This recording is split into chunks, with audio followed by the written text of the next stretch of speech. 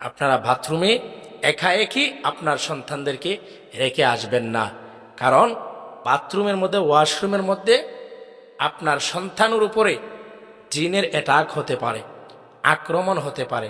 যেমন রাসূলুল্লাহ সাল্লাল্লাহু আলাইহি ওয়াসাল্লাম আমাদেরকে দোয়া শিখিয়ে দিয়েছেন, যখন ইস্তেনজায় মানে আমরা বাথরুমে টয়লেটে প্রবেশ করব, তখন আমরা একটা দোয়া পড়ি, আল্লাহুম্মা ইন্নী আউযু বিকা মিনাল খুবুসি ওয়াল খাবাইস।